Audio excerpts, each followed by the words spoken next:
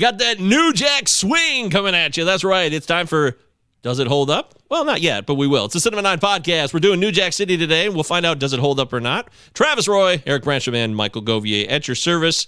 We are our own crew, our own gang in a way. We've been, we haven't killed each other. Nobody killed anyone, so that's good. We're still alive.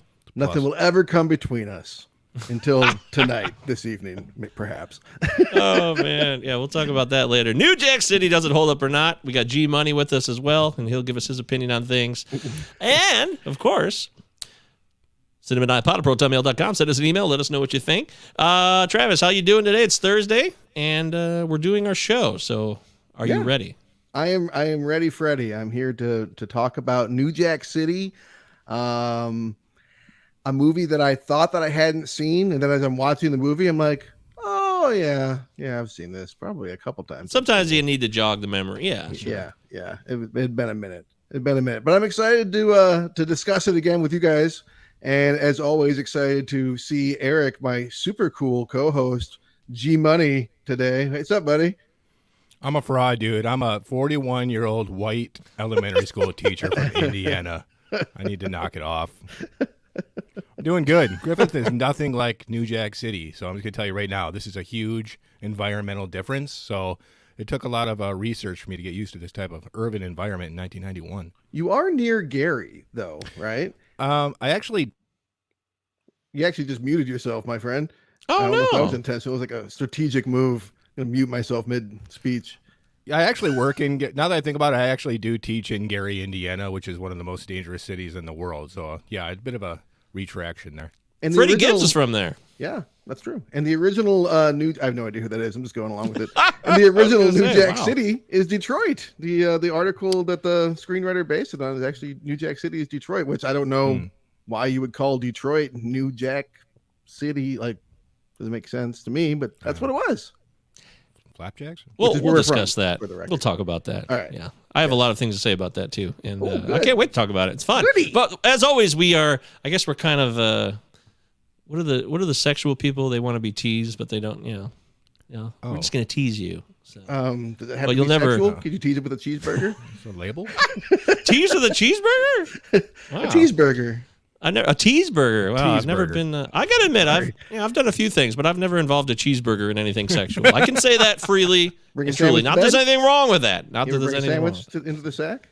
I haven't done the George Costanza with the. Get the TV going. Oh, that's funny. But yeah, so we'll talk New Jack City in a little bit. We're going to do quarantine viewing picks, of course. And we have emails, true or false? What do you guys think? I never think to check. You know what our email address is. I have poor executive function. That's a interesting, executive function. I think we all should take like an updated executive function test and see how we're doing, because I think we might all be surprised. Can I put it off for a couple years first? Sure, yeah, it'll probably get worse. Yeah, I mean, I think your score would be higher now than maybe 5 years from now, but that's just my opinion. Just might take me a while to get to it. That's all I'm saying. Yeah. No new emails, but if you guys want to email the show, cinema9pod@protonmail.com. All right, let's just get into quarantine viewing picks then. Let's do it. Travis Roy.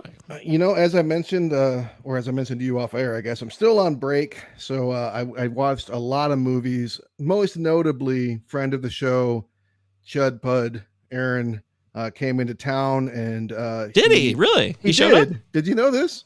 I think you actually mentioned that you were going to join us to see The Unbearable Weight of Massive Talent. Regrettably didn't make it. For what it's worth, I was supposed to hang out with him later that weekend, and he was like, "Yeah, I'll get back to you," and he never did. So it's really? Circle of life. I don't know. Okay, makes me feel a little bit better, actually. Good communicators in our crew. But I am wearing the T-shirt that he gave to me for the event. He had a T-shirt for you probably, but you weren't there to get it. It says Nicolas Cage and it's some other guy's face. It's not John Travolta's face. It's this dude. I don't know who this man is. I think he's from Impractical Jokers, which is a YouTube channel. Him and his son. Yeah, they're huge. They've watched the shit out of that show when I used to live with them all the time. It's on like True TV. Yeah. Oh, yeah. Okay.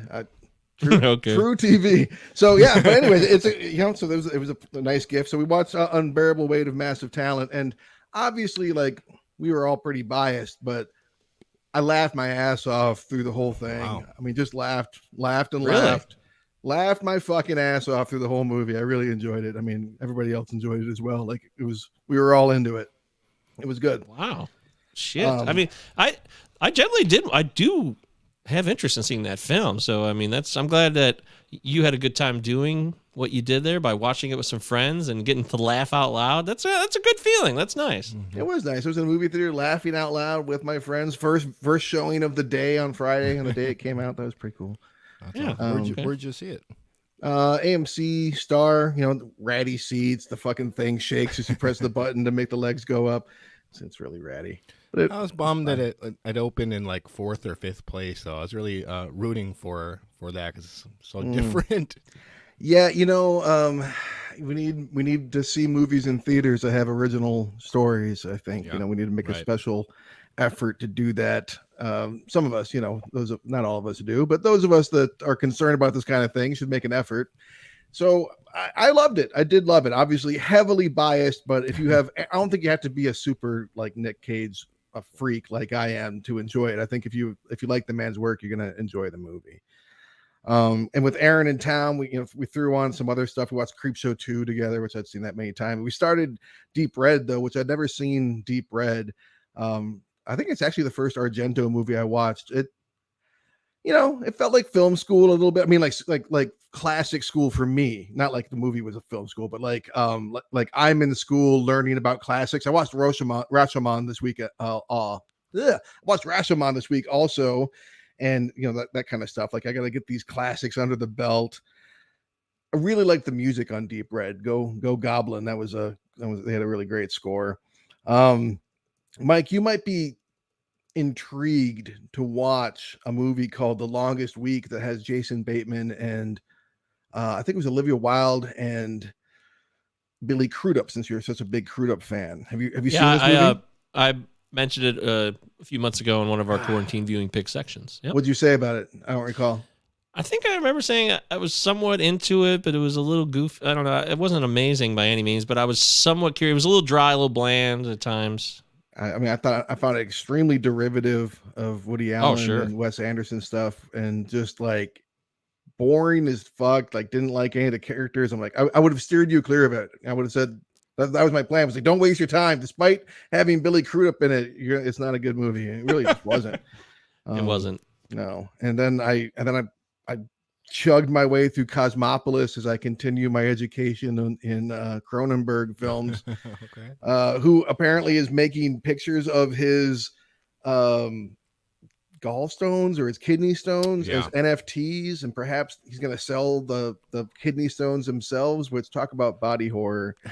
I don't understand that move, but okay. But yeah, Cosmopolis, another one like have you seen it, Eric? You said you wanted to see it, right?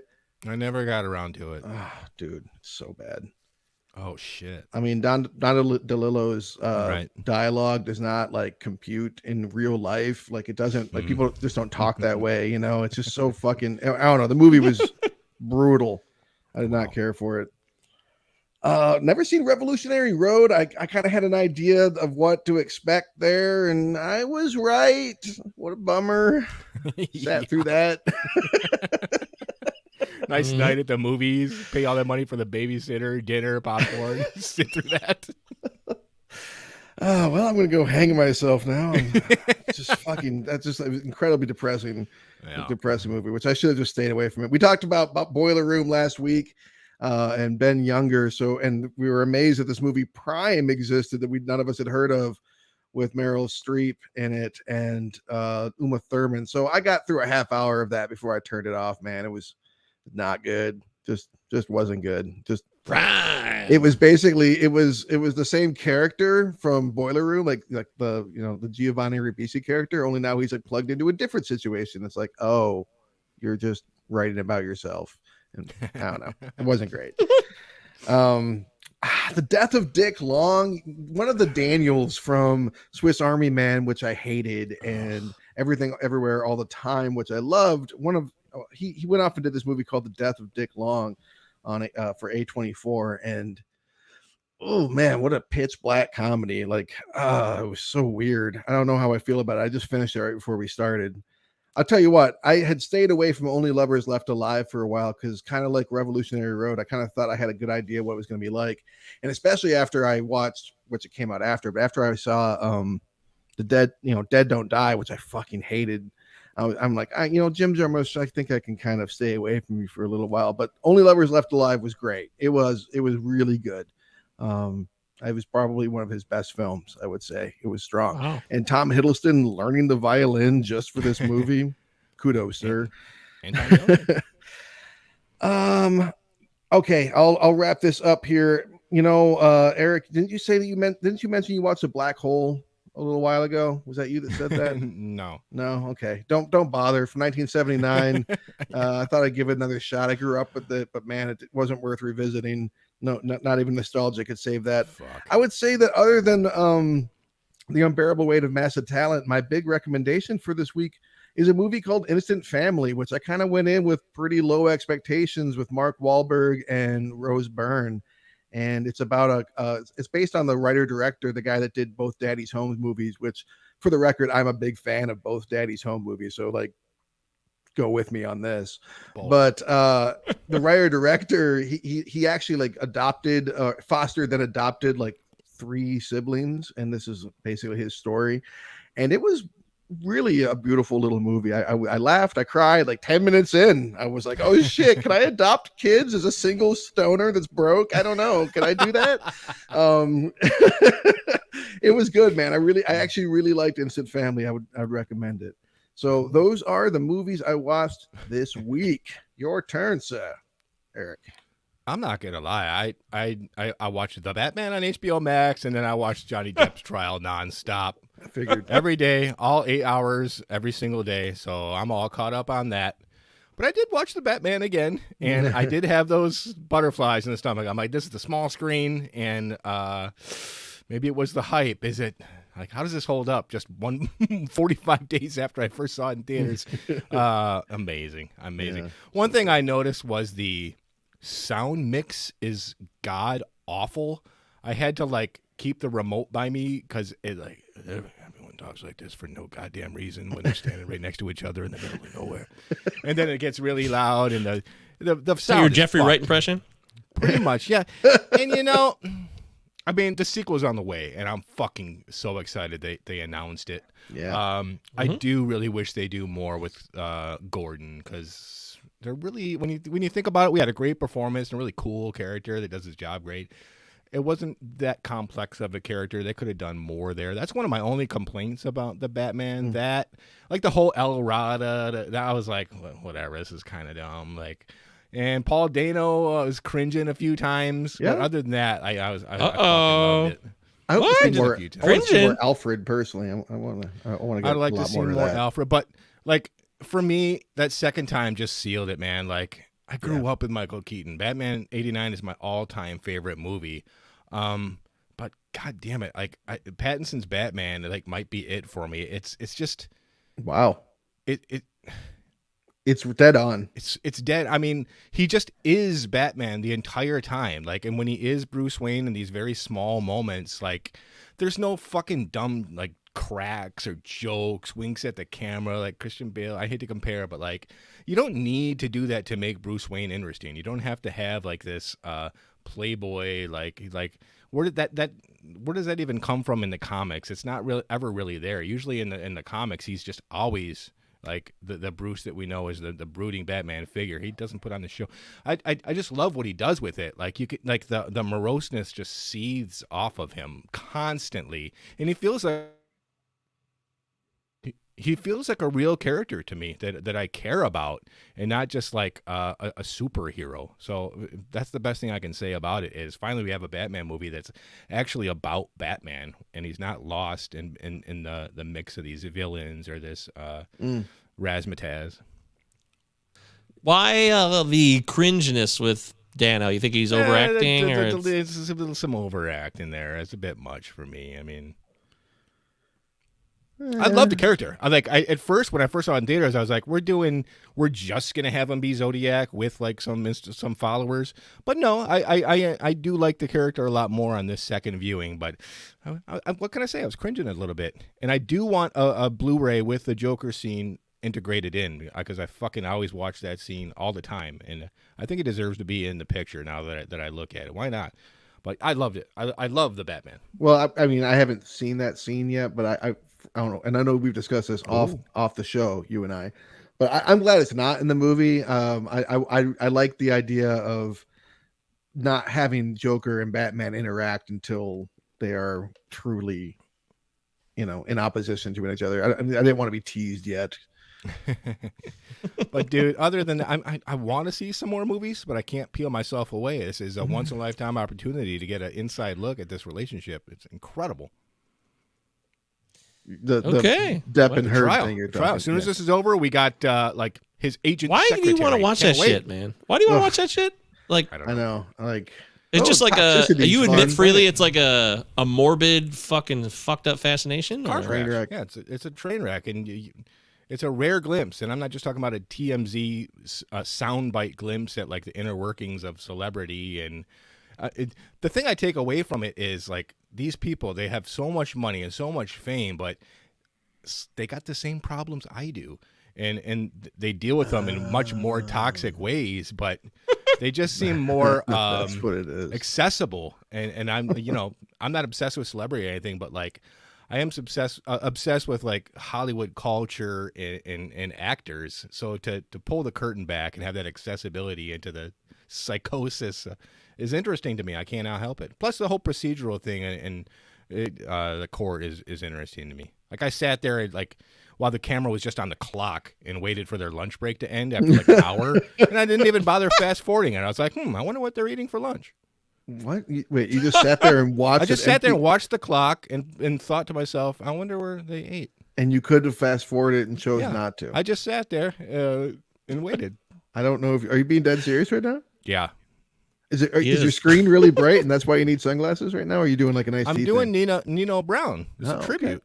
Okay. Well, you look like you look like Ice-T's character, not. I need a Kangol with a.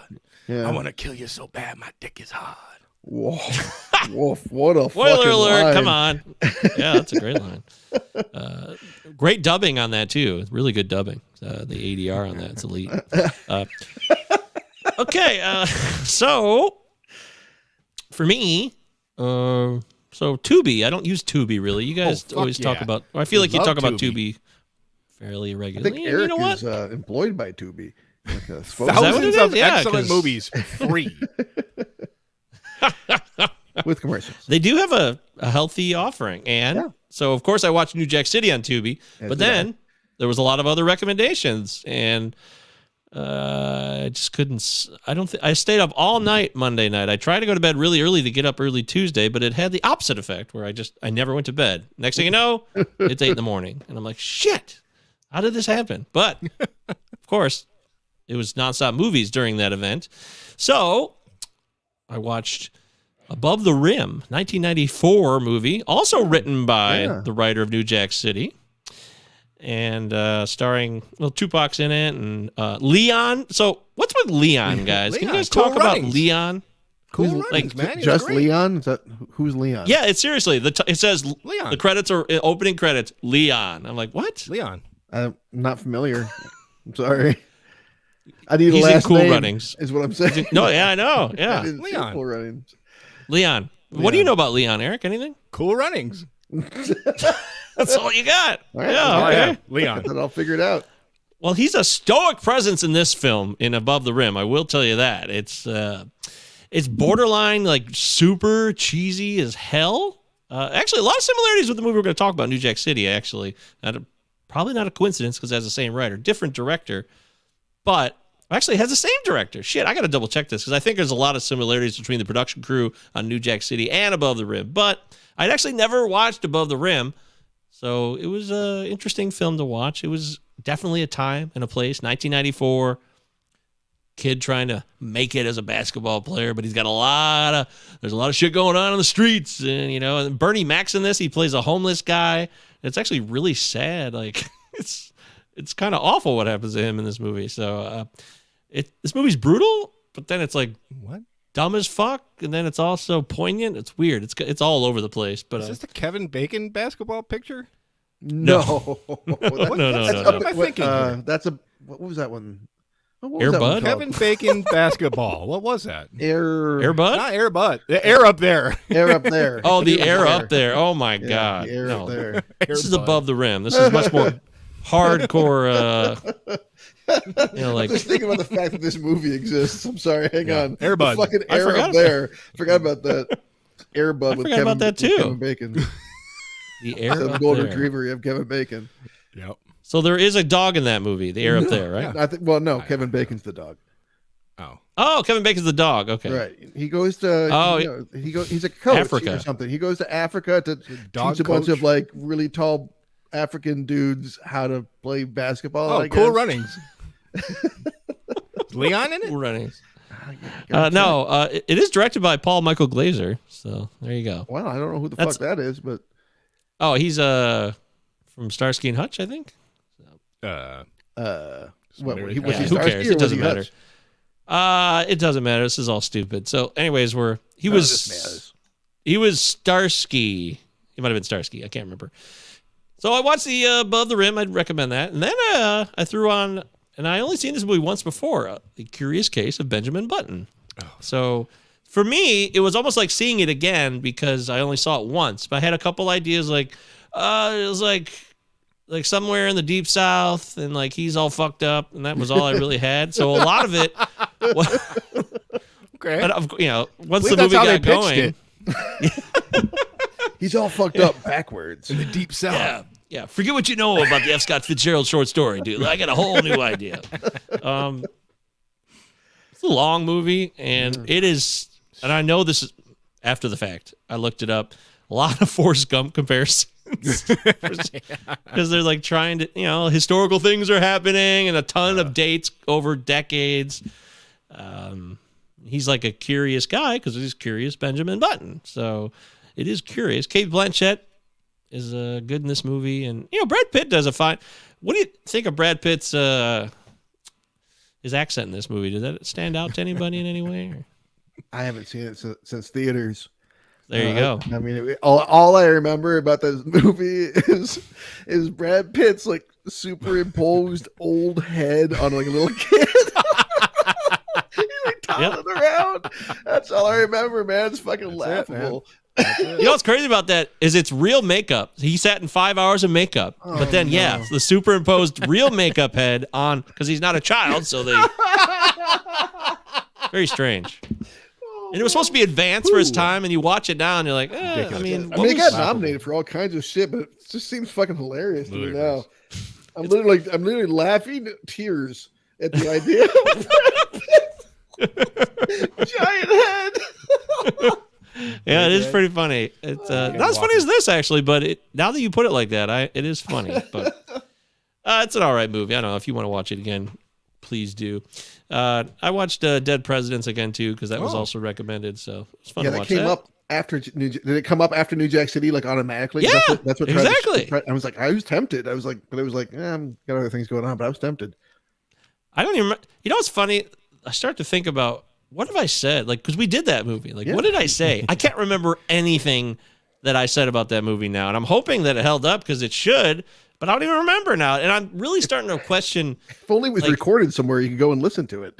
I know, damn it! I can't even remember what episode number it is. All I know is that we've done a lot of movies now. This is episode 107, and that's 107 movies. That's a lot of thoughts and random comments, and some of them you're proud of. Others you're like, boy, what the hell did I say? I believe we wanted more Bokeem Woodbine. That's for sure. Sure, he's great, and so's Chris Tucker, and Lorenz Tate really showed. I always thought Lorenz Tate would be a bigger star after that movie. At least I thought that when I was younger, and it didn't really turn out that way. So, oh well, that's pretty much it. I'm sure I watched a couple of dumb movies. I just can't remember them. So that's all for now. That'll do, pig. That'll do. That'll do, pig.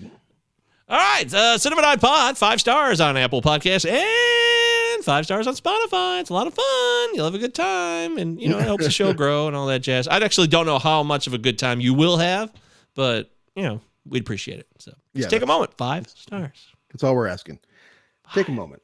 It won't be fun. Remember that song? Fun. $5 foot long. $5 foot long. Man, that was out of control. Why are you doing this to us? I know, it's awful. These advertisements they burn them into your fucking brains. It's brutal. You in particular, like just certain things like come up and you're like all of a sudden, jingles. Oh, someone said I'm loving it. I have to sing McDonald's now. It's like, oh, thanks McDonald's for just stealing that phrase from America. Advertisements have really gotten in my head. It sucks. And, singing your jingles for us. Also, I don't know if that's a song, Mike. It was. It was like snapping your fingers, like $5. $5. I mean. Yeah, stomp. It was more. It was a jingle, man. It was a fucking jingle. So. It's like a musical sting. It's like Jackass with the fucking cattle prod. All right, so let's get into our main event. It's time to find out as we go back to 1991. Close your eyes. Imagine yourselves in 1991. Yes. Bush is finishing up his first term. He's going to run for re-election. He's going to win again. No, he's not. And no new taxes. And, the Gulf War. Yeah, 1,000 Points of Light. So 1991's New Jack City, directed by the first major feature directorial debut for Mario Van Peebles, whose father was a director. And Melvin Van Peebles.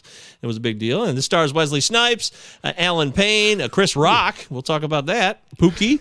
Judd Nelson. Judd Nelson. What the fuck are you doing in this movie? Yeah. Oh, really? Did you see the other guys that were up for this role? Did you click on that? Because it's fucking funny. I didn't see. They were like some... Johnny Depp, but this is no role. This is just to make sure there's at least one white guy in it. He wanted too much money. Yeah. Oh, did he? Yeah, that was the thing with Depp. Apparently, we can't afford him because they were trying to keep the budget. So apparently, the story on this real quick is that Clint Eastwood had worked with Mario Van Peebles, and he really liked him. He met him and got to know him. And when Mario Van Peebles wanted to get this movie made, Eastwood vouched for him, because this is a Warner Brothers movie, distributed by Warner Brothers, which is kind of surprised me when I saw the WB roll up. I was like, oh, wow, this is, I don't know, because there's just like Warner Brothers is always at least in my view these days, it's a big movie, and I just didn't know. This is more of a technical independent feature, I guess, in terms of how it was funded, which is interesting. So, but anyways, Travis, you said you saw this movie before, but do you recall? You didn't really recall after watching it? Did you find it? I mean, it came out in 91, right? So, I mean, I was 11 or 12, maybe 13 when I saw it. I think I only saw it once, maybe twice, and just hadn't really thought about it, and then as I was watching it, scenes kept on coming up and I'd be like, oh yeah, okay, just one of those. So I've seen it. I can't say I had nostalgia for it. Oh, okay. What about you, Eric? Goddamn well, I didn't see this movie in 1991. It was rated R. I was very sheltered. I've seen this poster my entire life. Wesley Snipes with the sunglasses. I'd never seen the picture until earlier today. So I've got a lot to talk about, man. I mean, you talk about Warner Brothers. I mean, this is a studio that historically has been in the gangster film business going way back to Little Caesar in White Heat, and especially with Goodfellas just the previous year or so. They were signing up quite often in the gangster business. So do you know offhand if The Public Enemy was one of those? Was Warner Brothers? Because I really felt like the end of this movie it was like Tom Powers is it's a real life thing. He's not a real person, but he's a symptom of society. And that's basically the same thing they did with Nino Brown. Don't do any of this. Where you're titillating, well, don't do it. It was distributed by Warner Brothers. Travis, you're right. All right. For sure. Yeah, but it was the highest grossing independent feature of 91, man. So you got to support the independent. Yeah, I wasn't sure. I mean, I liked this movie as a kid, but I had the vibe that it was possibly a box office flop, but I don't think it was. So it did all right. No, it did $8 million budget, 40. I think it took in about $50 million. So wow, that's big. Yeah, that's 5 times the money. That's great. I remember watching this for the first time at home on HBO when it came out on HBO. So around 92-ish, or maybe it might have been 93 by then, but I watched it every day it was on, and I watched it over and over and over again, and I saw Chris Rock sucking on that glass dick a lot. So shit. Hand shaking. Yeah, Chris Rock. Look at you, man. Up until that point, the only thing I knew Chris Rock for was Nat X, the SNL skit he used to do? Nat X. Yeah. That X skit on SNL was always it was the first time I ever saw Chris Rock, and I was like Hilarious. 10 years old. Like, this was hilarious. Was CB4 before or after this? It was after Oh, 94. so he works with Ice-T and then goes and makes CB4 afterwards. That's interesting. Yeah, he works with Alan Payne on this picture and takes Alan Payne on CB4 too. So Yeah, that's right. Okay. yeah, that was in 94. And there was also some parodies of this movie in CB4, if you've Right. seen CB4. Oh, yeah. Remember, like 91? This is like when I was wearing like cross colors and like listening to fucking like Color Me Bad and like Rex and Effects on ironically. Like, Got your triple fat goose coat on with your absolutely, t-shirt. dude. Like remember this scene? I think that was right in there, like 91, 92. And like for a while, it was like, you look back at it now and it's like a bunch of fucking white kids in Heartland wearing like Carl Canny jeans and shit. It was like classic appropriation. But like, I wonder if you guys remember like that whole deal, because it was out of control. Sure. Yeah. I think I was in that realm, but I never dressed a part of anything, so I didn't dress like that. I just had shit clothes. We always had shit clothes. That's how it was. It was enough, you know. Is there pants? Is there a shirt? Am I alive? Okay, great. I didn't know much about fashion Is there a growing slogan up. shaved into the back of my head or not? I don't know. There it is. Yeah, there better be. There better be. logo In fact, when someday. so when I first met Travis, I was huge into this stuff. Like, I was big when Dre and Snoop came out with the G-Funk and all that West Coast rap, and it was blown up on MTV. And that's what I used to do every day to Travis. I would annoy the hell out of him by singing. I would sing that True. the Dr. Dre's, you know, ain't nothing but a G thing. I would just do that hated nonstop. rap, so I get all angry and be like, "Oh no, you need to listen doing to whatever the fuck I was listening to at 11." I think I was listening to, like, The Cure or something. It was Mr. Riney's class. We do it in Mr. Riney's class in 7th grade in 1992, 93. And you sat with Bernard Menke, and then I'd piss you off so much, and Bernard would like get up and beat the hell out of me, and I would ask for it because I was just an antagonist. So You like that to was push buttons. I did. That was Bernard and I especially. reacted. I was a Bernard's middle buttons. schooler. If you're not pushing buttons as a middle schooler, you're doing something wrong, frankly. Bernard's buttons. That's why I don't teach Bernard's buttons. But Mr. Button, that was Benjamin Button's father. Was his name You got Bernard? the The hardest button to button. All right, so as many button references as we can in like 30 seconds. Red button, we can. go. Luke's into it. Luke loves it. So he says yam. I don't know what that means. Oh, Anyways, Yam to you, sir. yeah, good yam to you, Luke. What is the score on this one? Anybody want to take a guess? I'm going to take a guess. This is a tougher one. Now, I think we've been in this round for a while, like Travis says. We've been in the 7.0 to 7.2. I think we're going to fall under that this time. Yeah, but this is one of those movies that people probably have a lot of nostalgic love for. I'm gonna guess 6.8. 6.8. that sounds right. I don't think we're quite at 7, so I'll drop it. I'll drop it down to 6.7. I think time has kind of gotten away from this one a little bit. Time! Yeah, I mean, 6.8 sounds right. That sounds good to me. All right. Yeah, I feel like it's enjoyed. 6.6. Ooh, wow. Wow. Okay. All right. Little under. I think that's the lowest we've had in a minute since I don't know what, but since it's been a minute. What do you think why would that be? I've got some theories.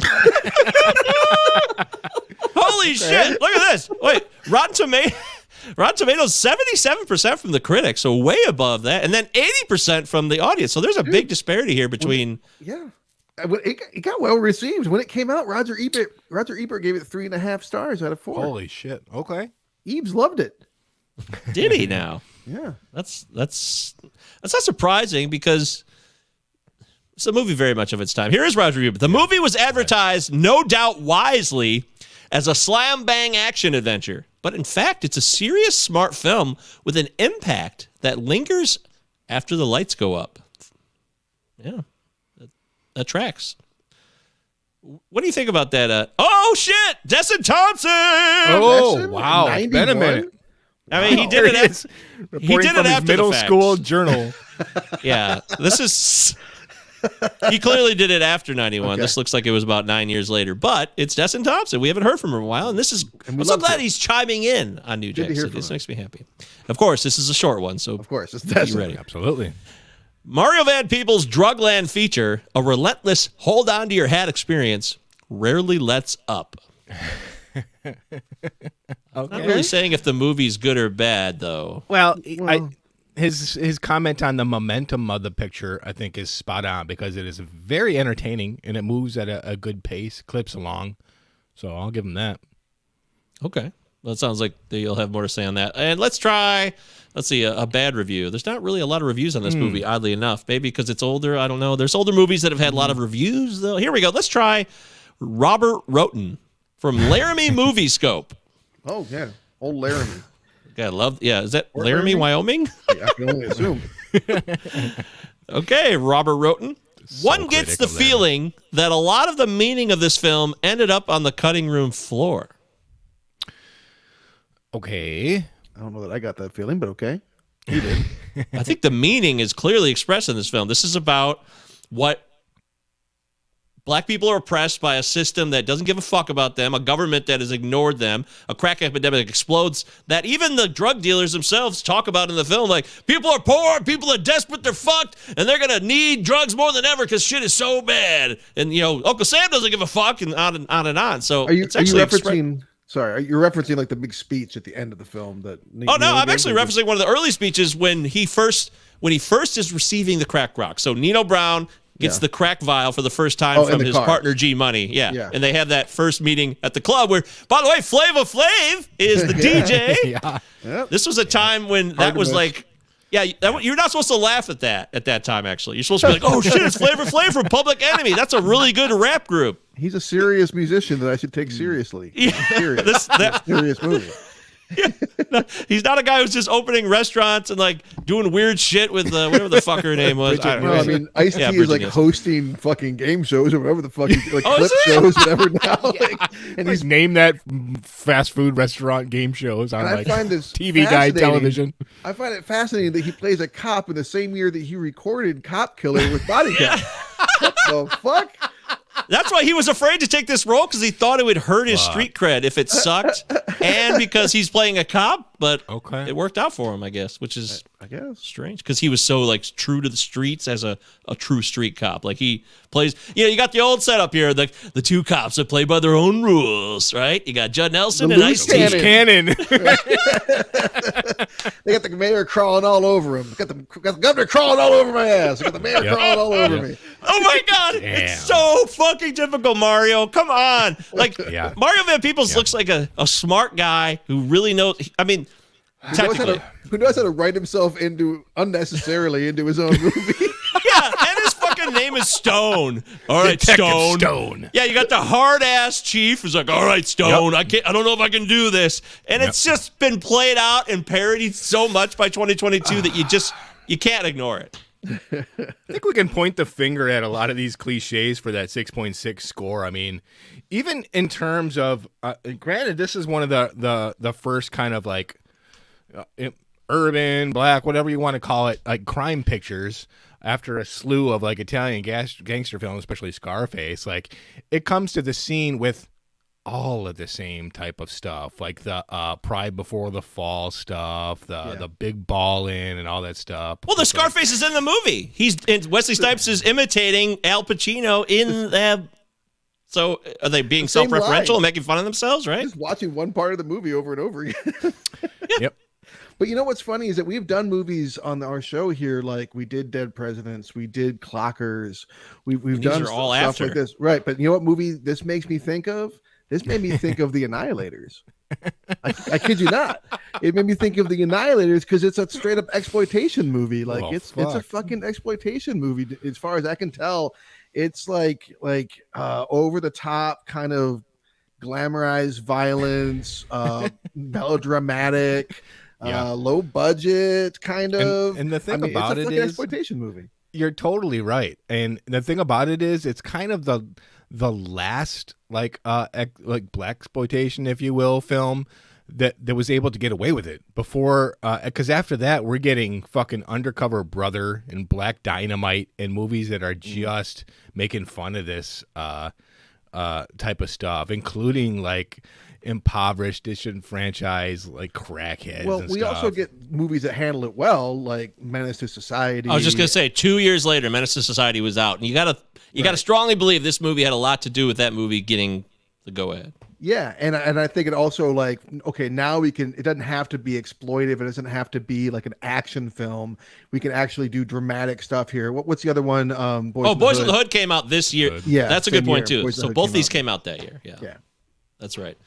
I guess that's the challenge here. Like, so we should make this clear. Barry Michael Cooper, the writer, worked at the Village Voice, and he followed around. So this is where the real life shit comes into play, where maybe you could have really just made this a raw, real life story. It didn't have to be a blaxploitation film at all, because it's based on the Chambers brothers, who were mega crack dealers in Detroit. And now there's been documentaries made about them now, but at the time, they weren't really well known until the Chambers brothers were arrested in like 1988, where these videos of them with tons of money and all over the house and shit, and they kind of screwed themselves. But it's a true story about guys who came from nothing in Arkansas. They were very poor people from the Delta in Arkansas, and they made it all the way up here to Detroit, and they couldn't get jobs, they couldn't get things they wanted, so they made something for themselves, and they truly did take over an apartment building like the Carters taken over in this movie. That really happened. Oh, wow. For real. It's called I went and checked it out on Google Maps. It's called the Broadmoor, and it was over on West Grand and some other street over in Detroit. It really happened. No shit. So Can you imagine being like stuck in that living situation? That'd be a nightmare. That shit really happened. I read so many like deep research pieces about this after I watched the movie, because I wasn't as familiar with the Chambers Brothers stuff in it. Yeah. And I was actually like more riveted. Like, this is real. So this really happened in a way. So there's everything that happens to these guys, the rise and the fall, it's all true. So we do make fun of it, but it also happens in real life. I'm just saying. So It's I don't know just why that they in called this it. movie we have the Cash Money Brothers. Like, come Right. on, what is this name?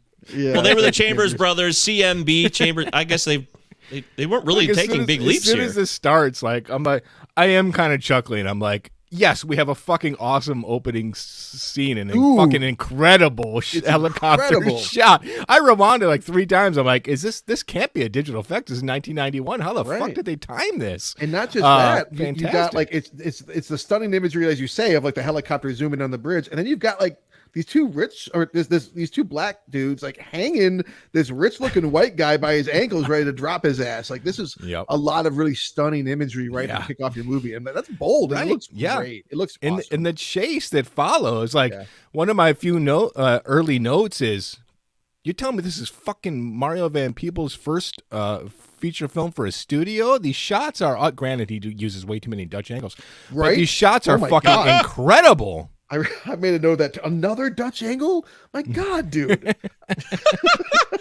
But it then is a once great- they get into like the seediness and like the drug use, I'm getting like Shredder and the Foot Clan flashbacks from the original Teenage Mutant Ninja Turtles. I'm like, it's like basic cliche like seediness going on. There's also a shitload of exhibition. It is a great shot, but the whole way leading up in the opening credits is just undertones of reporters saying, "Oh, they murdered last." Yep. You know, it's like all this. It's like, dude, really?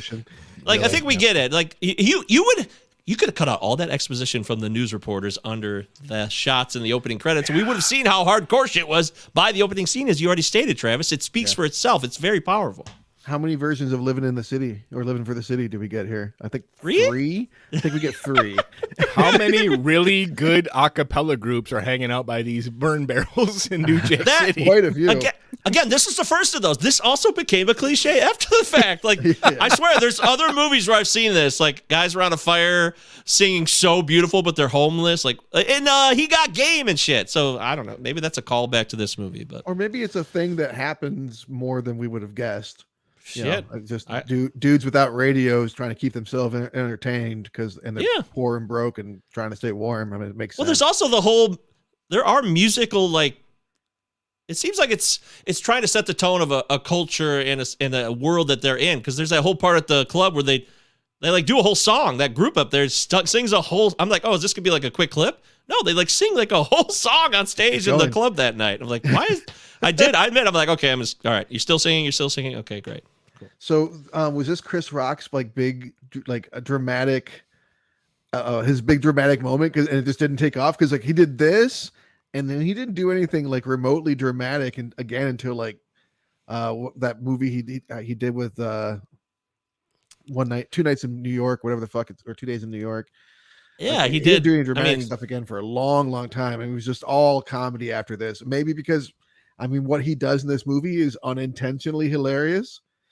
Oh boy! All right, go ahead, give it to me. Come on. When he's about to die, what did you say? Scotty, I'm gonna die. They're gonna kill me. It's just hilarious, dude. Oh all my this God. shit he's doing. It's supposed to be like these dramatic moments of him, like getting clean or getting off or getting back on the rock. That was fucking ridiculous, and dude. It's all hilarious. It's all hilarious. straight up after school stuff. special. The teacher shows you the fucking video DARE program, stay off drug montages. Like, come on. Did you know that you can get clean in the length of a montage? Yeah.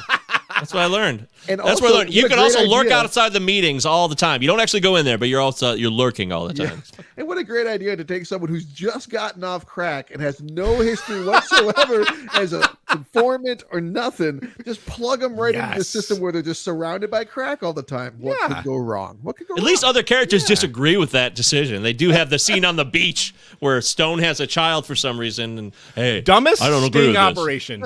Worst stinger operation. Let's take a ex crackhead fresh out of detox, wire him, and put him in the Enterprise where everyone's fucking naked. Maybe at some point they'll strip him and you're exposed. Like they're so surprised when they find the wire. Fuck, we're caught. Get in there. That's what's more funny though, is the way he's acting before he gets caught. Like, because they're trying to show you that he's high, but the way he's acting is he wouldn't even act that way. Even if he was trying to pretend that he was high to try to get busted to show you that, hey, I'm not normal right now.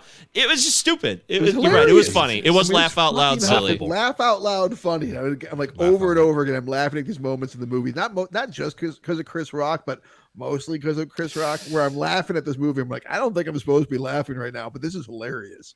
Yeah, but I actually thought like there were some scenes where he's struggling to not go back to the crack. There were more. I didn't think they were as funny to me. I was like, oh, this is tough because he's put in this situation, which it's stupid. You're like, why is he in this situation in the first place? But right, well, that's part of it. It's just so absurd, and it's Chris Rock. Like if it was like almost any other actor, he does, dude. Chris Rock. I'm sorry, Travis, but Chris Rock, I think he does really good in his interactions with people, like his interactions with Nino, and even some of the cops. But it's just these like Tori Amos music video like scenes of like him like doing the drugs that are straight up laughable. Yeah. Or even when he like gets shot and stuff, and just like, I mean, like everything he does is like funny. I'm like, oh man, like you are a comedian. I'm sorry. Oh, you just couldn't. So you just couldn't get past it no matter what. Is basically what you're saying, because he was just a comedian. Who he is. I just don't think that he was particularly convincing in the role. I thought I would agree with Eric. I thought a lot of those exchanges and moments, and he's just doing his thing, is very convincing. And yeah, it was. I guess I vacillate between both, so I see both sides of it clearly. Now, Wesley Snipes, very convincing, fantastic. I mean, like, Wesley Snipes, dude, the man could have done this in his sleep, and I mean, like, he just comes in and does it perfectly, right? I mean, he's perfect as Nino. Apparently, they wrote it for him. Yeah, they wrote it for him. I watched Coming to America when it came out last year. Yeah, fucking terrible, but I'm laughing out loud at Wesley Snipes. And I said out loud, I'm like, God damn it, I miss Wesley Snipes. He's fucking fantastic. He's got so much charisma and he's charming. I miss him so much. And it's like roles like this, like the gravitas, the power. He sells it so well, dude. I like him in the role. I mean, it's straight up Nicky Barnes. I mean, there's no two ways about it. But well, it's also these guys. It's all these guys. It's like I said, the Chambers brothers. It's based on a true story. So yeah, he is in a way every gangster or whoever rose and fall. He's Al Pacino. He's Scarface. He's all these things. I do think that some of the dialogue and some of the stuff that he's given to do is a little rough. I mean, like when he just kind of like goes to his fiance or whatever. It's like, yeah, you can't have babies. Get the fuck out of here. I mean, he's like, a scumbag. Yeah, I know, but it's like it's just done so like what? Like now you're gonna suddenly just do this? I don't know.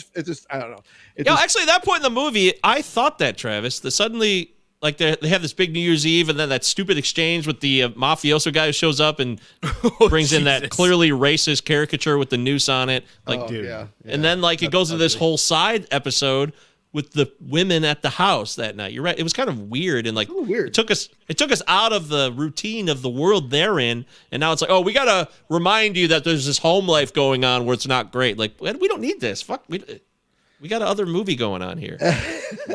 Yeah, and we're supposed to see like this wedge being formed between him and G Money with this girl, but like the girl is like so transparently throwing herself at Nino and really isn't even hooked up seriously at all with G Money. I mean, like it seems like they just met. So it's like, right. Yeah, it's not much of a transgression. It's a bogus here? rift. You're right. It's a weak rift that they try to establish here. That's supposed to be crucial to tearing this thing apart. You're right. Because I am my brother's keeper. That thing was a big thing. And then going back to Wesley Snipes' performance, I mean, those look like real tears to me, man. Like I don't know why he put so much into it, but he tried to sell the shit out of it when he has to kill G Money. I don't know. It's I don't weird. know why he put so much into it. Yeah, because like why did he bother with this role? He's like so emotive and like he's selling it so well. And this is a movie though that is blaxploitation. We already mentioned that too. So it's you take it seriously, but you don't. That's the problem with this movie here. The challenge for me is taking things seriously like they do. There's legitimate scenery and awful shit you see with drug use and crack babies and people are fucked up and like Mario Van Peebles establishes that stuff, and in 1991 he shocks some people with some of the stuff you saw in this movie, and it's done well. But then it's this other shit we talked about where it's the other side of the coin. What movie is this? Two movies here, and maybe it shouldn't have been. Yeah, there's on one hand, there's like this very serious subject matter, and that's in a lot of ways being dealt with actually pretty well, certainly by the standards of the time too, because not a lot of other, especially like major studios, were looking at this kind of stuff.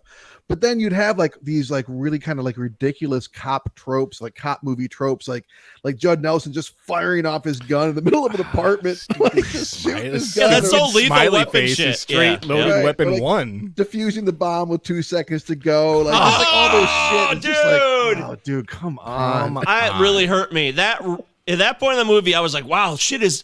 They're gonna lose Pookie. Pookie's dead, and then like this happened. That really bummed me out, dude. That really bummed me out. I forgot about it, dude. Mike, you nailed it. I mean, there was a tonal inconsistency for me because you've got Mario Van Peebles, whose father was everyone knows he's the granddaddy of blaxploitation. Him and Ozzie Davis, but you had these conflicting tones. Okay, like with blaxploitation, like. Back in the 70s, it was like condemned for proliferating like violence and stereotypes in the black community, and for being fucking silly. Like not every fucking black guy is a pimp. But the thing is, like Warner Brothers had to they tried to like seedily adopt this sort of thing, like adopt black culture and like put it in front of like white audiences in Minnesota. So you have like solid old school blaxploitation, okay, and then you have like this like very melodramatic, like cliched horseshit, for lack of a better word, and they're not blending. And you've got cartoony stuff, so it's trying to please one demographic while like honoring this other type of films. Director's commentary, I think I'd be very interested in when it comes to this, just to see. They had how they had their hands in the kitchen. Yeah, I'm also wondering how much they toyed with it on the fly. Like how much did they play with this script as they were filming it? Because to me it feels like as you said, Mike, there's two movies, but there's also like the whole thing with Pookie really needed to be in the first act, like 20 minutes. Like it should like instead it's like almost half the movie, and then you've got like the last act you get is Appleton, right? Is Ice-T's character's got to rush in there, ingratiate himself to Nino, replace G Money as the right hand man, establish the fact that it turns out that this guy killed his mother and can't show it on his face when he sees her, when he finds out.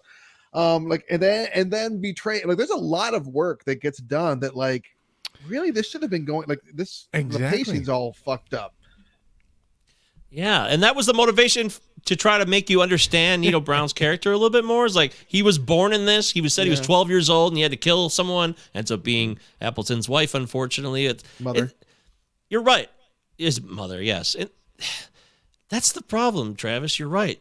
Because Pookie is the impetus for the final 40 minutes or 30 minutes. Pookie's dead now. The operation's over. We're fucked. Stone says it's dead. Right. But then Judd Nelson reveals that he was a drug addict after the funeral, and him and Ice-T talk it out. And it's like, all right, we're going to get this motherfucker, right? And it's like, okay, so now the loose cannon cops are doing the loose cannon thing. And we're going to take turns shooting Bill Nunn and then smile at each other. Don't forget Bill Cobbs is in this too. So Bill Cobbs is fantastic. Go ahead, sorry.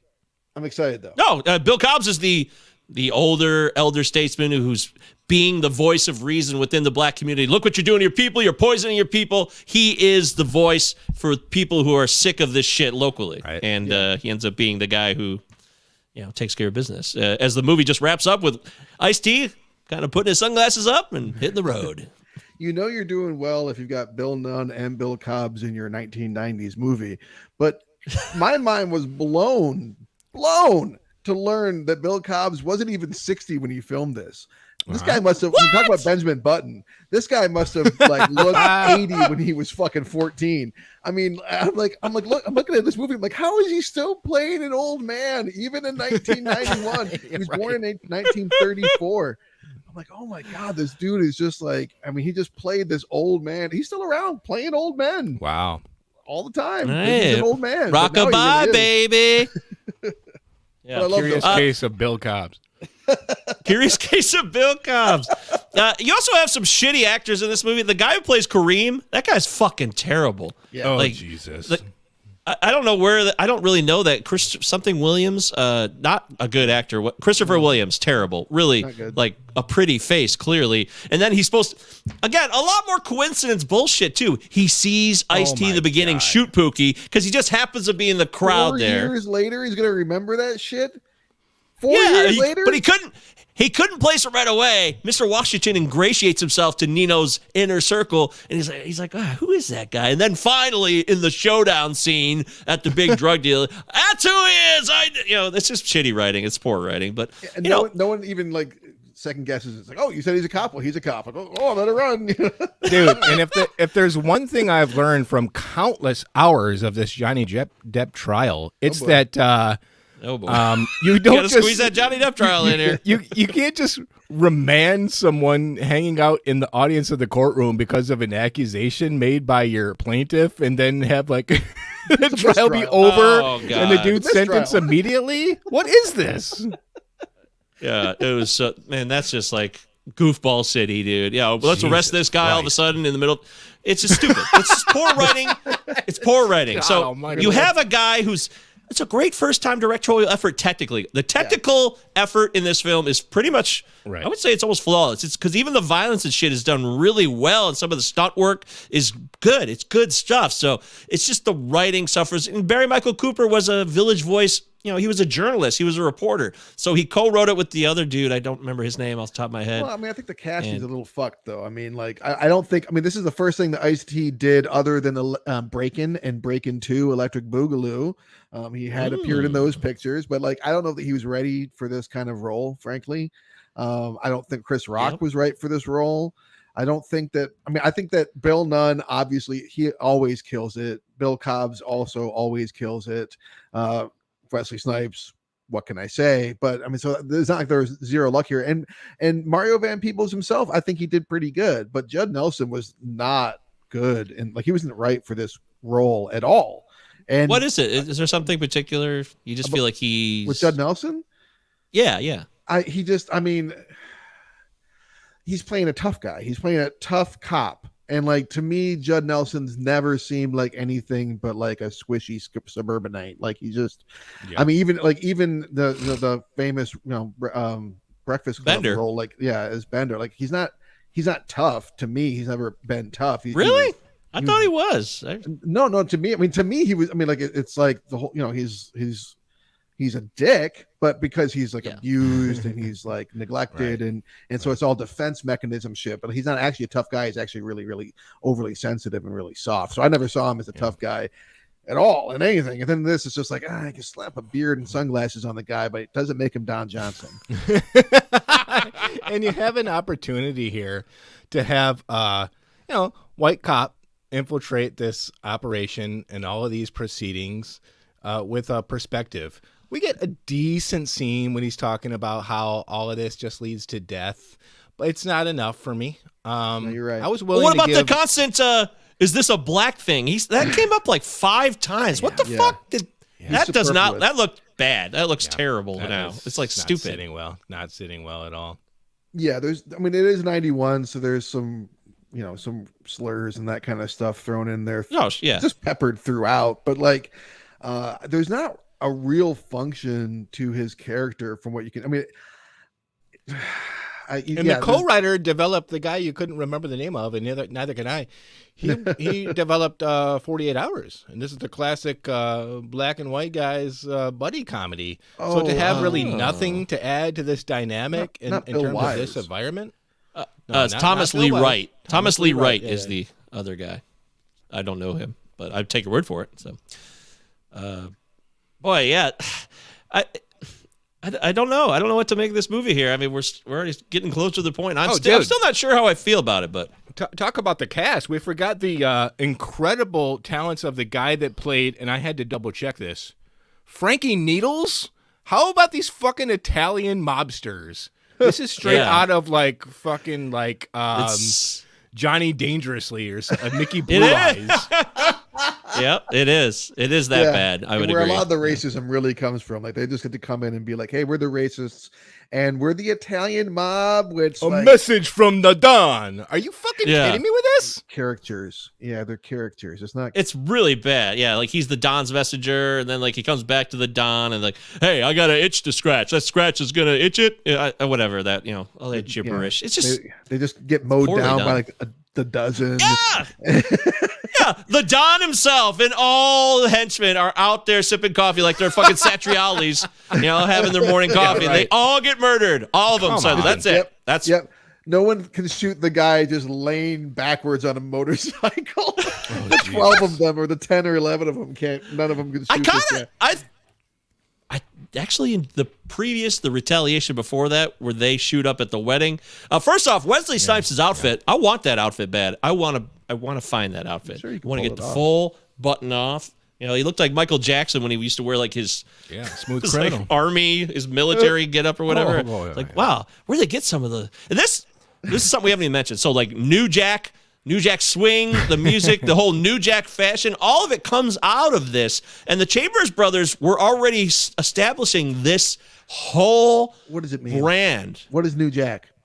I don't know. What you say it like I should know what it means. I have no idea what the fuck. I don't know what it means either, but I know what it is. It comes from an article in the Village Voice. It's basically it's by the guy who wrote this, Barry Michael Cooper. Yeah, journalistic term for the community. It's like after crack cocaine came into the communities and the epidemic started, he just kind of coined this throwaway kind of arbitrary term. Like we now have a New Jack City.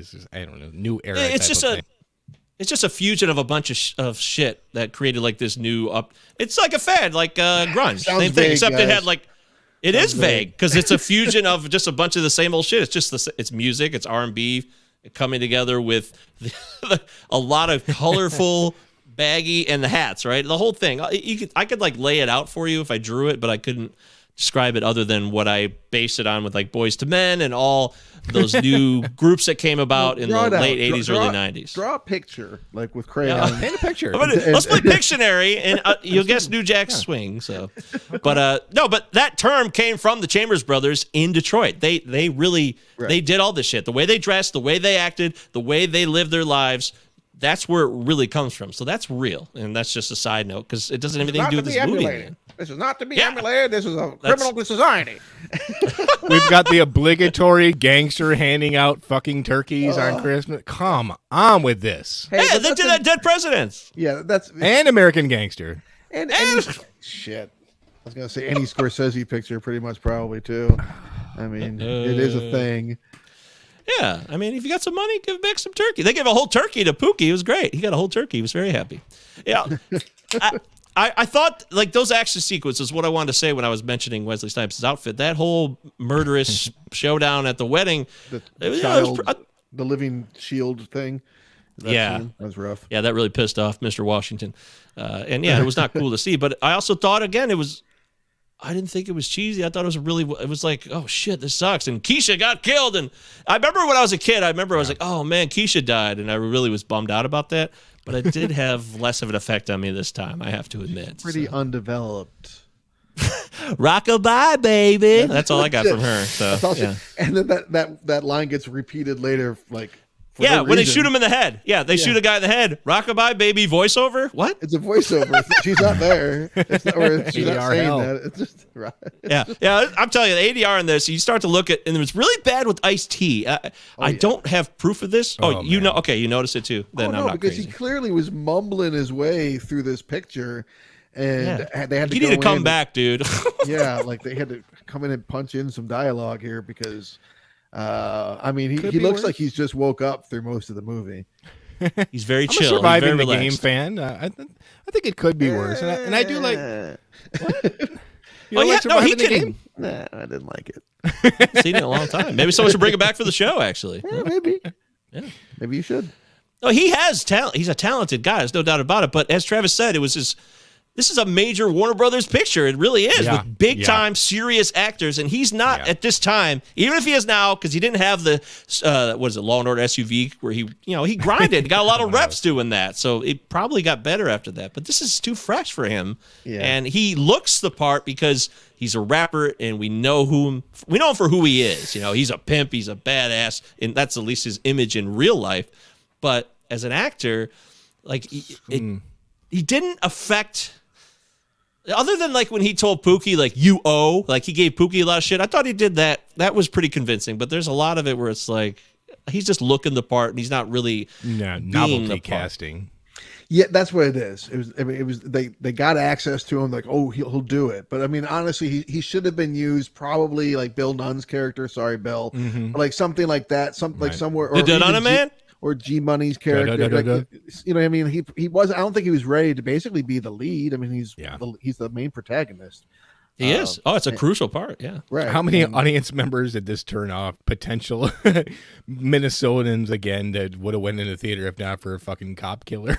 Well, I don't know that this movie was made for Minnesotans, but Warner Brothers wants to make movies for everybody, and it is a bit surprising that they did this movie. And it's not the acting. I mean, even this fucking cop, Appleton, like, dude, there's nothing like a cop firing a gun into a fucking playground full of kids for like a $14,000 drug bust. Mm-hmm. Yeah, that's how it goes. What is this? They start, and then like Judd Nelson and Ice-T start straight up planning Nino's murder. Like they're like, oh, we're gonna kill him. Like, oh, okay, these are our heroes. What's up? In that shootout, I'm not opposed. Ice-T turns the gun on him in the shootout. He's like, no, okay, I can't shoot him in front of everybody because that'd be too obvious. So, like, why are you doing that? Are you sold? Bill Cobb's ruined his life. That's right. Well, he's old. Bill Cobbs is 80, right? So it's fine. His life is almost over. The movie, it does ask a lot with this final like speech by Nino and this whole like El Nino. Dude, at one point during that speech, he says that the Colombian drug lords don't want drugs to be legal or some shit. I'm like, what are you talking about? What do you want about Nino? Well, this whole regulation of drugs and the complicity, like this. It tries to be this message movie. You want to talk about tone, Mike. That's the thing. Because we have blaxploitation, which is just have fun in a grindhouse. And you have a serious crime drama. And then you have a message movie. And it is trying to blend all three of these. Yeah. And they're not really landing, especially in this last scene, for Christ's sakes. Yeah, the Reagan 80s, man. There's it says The City, 1986. So it's right in the heart of the middle of the Reagan administration. And crack is exploding. And the points that he makes, like, let's say they remake the film, okay? I imagine Nino would be sitting in the chair, and instead of saying, hey, what the fuck, I'm benefiting off something that's coming in here. what he's really doing is, and like this guy's an asshole, but he's setting up injection sites, and that's something that we see even here in 2022, where people can go into a spot where they can safely do their drugs. The Enterprise, yeah, remember? Yeah, exactly. That's where they kind of all my point. blast off. Yeah. Yeah, more Star Trek references in this movie than I would have guessed going in. Yeah, you really would have been surprised, wouldn't you? I was. Dude, yeah, that is wild. So, but yeah, you're right. There's, anything else? Anybody else? Any other Bill notes? Cobbs. We covered that, I think. Yeah. I think. Oh, here, line of the movie. Damn, crack. That's it. Oh yeah. Nino says that. He's like, remember. looks at the crack in a little vial. He goes, "Damn, crack." Yeah, That's it. and That's then the we had scene. that nice long dissolve. I always like a nice long dissolve. You're talking about like the old man, okay? Bill I Cobbs. love the acting performance from Bill Cobbs. Curious Case of Bill Cobbs, and I do like the message. And you don't get a lot of movies that kind of attempt to talk about the role of kids in these urban environments where they really have no opportunity. They have no one to look up to. And it's easy for me to look at movies like Scarface and be like, fuck that guy, he's a piece of shit. I'm not going to put his poster on my wall. And Nino, and be like, fuck this guy, he's a fucking asshole. But these kids in these environments with no opportunities and no role models, I can see why they want to be like him. What they do here is not bad, but I could have used a little more, especially with that stinger at the end that just seems thrown on. I mean, what is this movie trying to say in terms of the drama and not just the little fucking tag at the end? Well, they have a great exchange there between Bill Cobbs and Nino when they're in. He's got the money sitting with the Reverend, and the kids are in there, and Bill Cobbs, everybody get out of here, you kids! You know, he's all pissed. Calls him They actually have a- idolater. Yeah, but what Nino says back to him, I actually think is a fair argument. Hey, old man, what the fuck you holding on to? Like, what do I got? He makes this explanation about I ain't got shit. There's no one gives a fuck about you. Your government's abandoning you. The whole way he lays it out. I think it's actually. You know how hard it is to make a villain a good villain, like Thanos. Thanos got a lot of respect because you could understand what he was trying to do in a way. And he wasn't just manic, like let's kill her, let's be the bad guy. There's a purpose and there's a reason why someone is perceived as the good or the bad guy. And in that moment there, if they could have fleshed that out more and maybe went through that route of the challenges here that led to what became of Nino Brown and what the old man sees, there's a great discourse there that I would be interested in. I think it's another moment that they rushed through when they spent all this time on Chris Rock's character. I mean, like, it's another incident of how that. You're starting to sell me on it. The whole that to me is the nightmare of this movie is Bill Cobb's character. Like, I think a lot. I mean, I know I just keep on railing on about him, but I mean,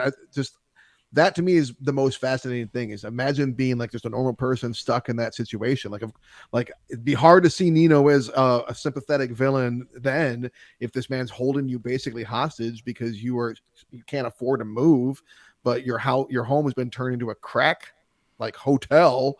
So a lot more time could have been spent on that, especially since he ends up being the one that puts the bullet in Nino at the end. So to make that character more sympathetic instead of kind of a ranting old man would have been good. Yeah. And a kind of element to have Appleton be secure in his position within this organization. That's what it seems thrown in. And like at the end of the day, like in this movie, even if it's trying to be this message movie, like the consequences, like who are the victims in this movie that we see that are supposed to have such an impact on us? Pookie?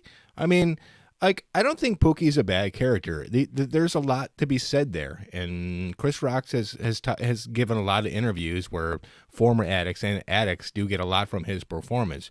But we've got a character that is a junkie that goes clean and then relapses. So the arc of a character affected by this environment it isn't such that we have a pure person that's just completely destroyed by this environment. It's sort of a zigzag. So I could have used a little more in terms of some effect on this. You think if he's walking down the street, people still yell, "Hey, Pookie" at him? They give him crack. That's what he said. They give him crack because they thought it was a fucking documentary, and they're like, "Here you go, Pookie, we got you." And he's like, I'm doing just fine." Yeah, he said he barely ever smoked weed, so it's like twice. It sounds like a guy who's successful as he is. He probably didn't have time to do a lot of drugs, so good for you, Chris Rock. Go for Chris. Yeah.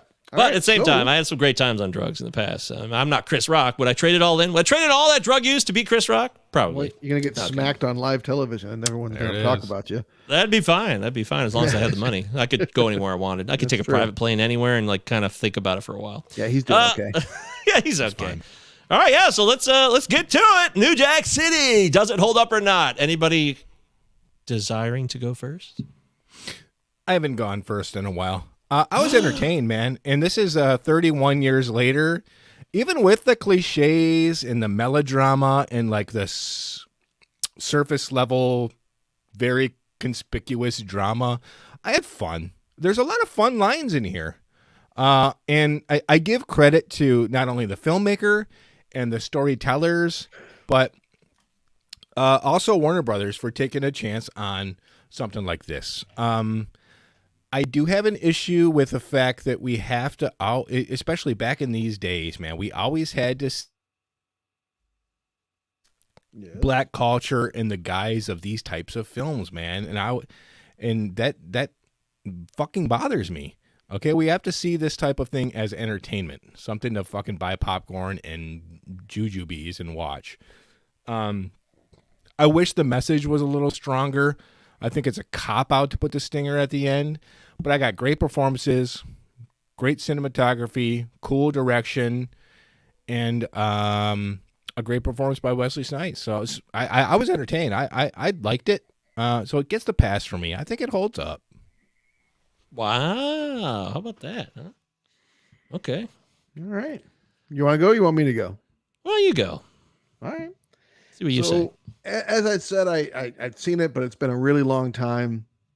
I think that the movie has some really strong aspects to it. I think it's a fantastic first feature film for starters. Really strong work from Mario Van Peebles here, Dutch angles notwithstanding. I do think that it's a great, fairly early showcase for Wesley Snipes' talents, and I think it probably had a lot to do with. I mean, he was taken off anyways, but this certainly didn't hurt. I know that this movie has had a big cultural impact and has been important to a lot of people. This holds the distinction of being the first movie I've watched for the podcast where I shut it off about halfway through and went and took a nap, did some other stuff, came back to it later, finished it up. It kind of felt like work. I think that there's just, for being the kind of, sort of silly at times movie that it can be, because it's a little bit hokey, but it is doing some serious stuff too. But it's really self-serious, I guess is what I'm getting at. Like, it's extremely self-serious. It takes itself pretty seriously, even at times when it probably shouldn't. And I just found it to get, as more and more absurd things happened, particularly like I kind of mentioned some of them, like the throwing out the ex-girlfriend and being like, just out of suddenly being like, you can't have kids, you're out of here. And just, I'm going to take this next closest person who, we just had this conversation earlier, me and G Money, how no one's going to come between us. It was just too silly to be as serious as it was. And I just wasn't into it. Maybe if I had the nostalgia factor stronger, I would feel better about it. But for me, if I have to put it into that binary, does it or does it not hold up? I'm going to say it does not hold up. Binary. Yeah, how about that?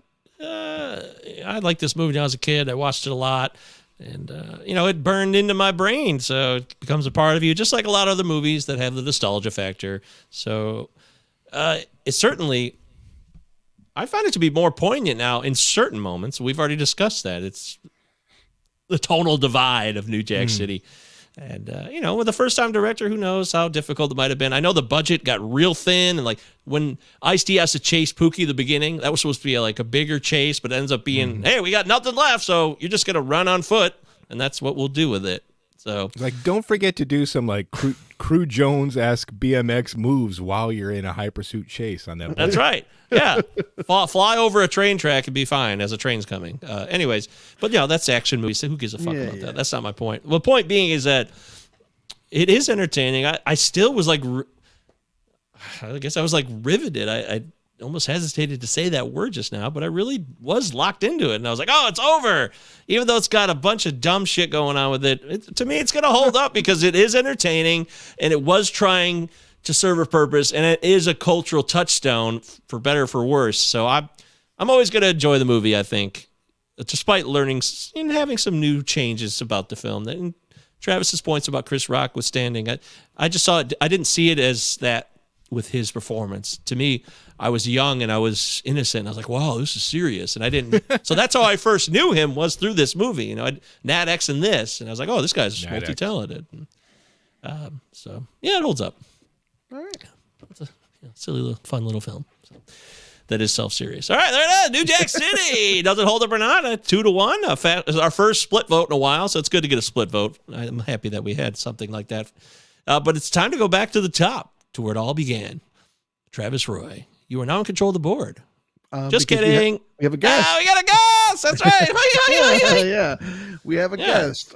Next episode, we will have our guest host will be the comedian AJ DeCosimo. You might know him from the Bill Squire show. He is coming on board. We're excited to have him. He has selected a movie. We're going to talk about another Giovanni Ribisi picture. We're talking The Other Sister. You're joking, right? I'm dead serious. He has chosen The Other Sister.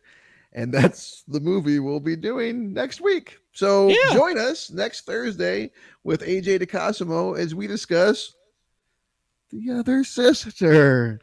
Or Giovanni Ribisi. All right. It's a Giovanni Ribisi month here at the Cinema 9 Podcast. That's right. All right. Well, we'll do it, and we'll do it right. Until then, I'm Michael Govier, Travis Roy, and Eric Bransham. This is Cinema 9 Podcast. Thanks for listening. Thanks for watching, and we'll talk to you later. Rockabye. Baby.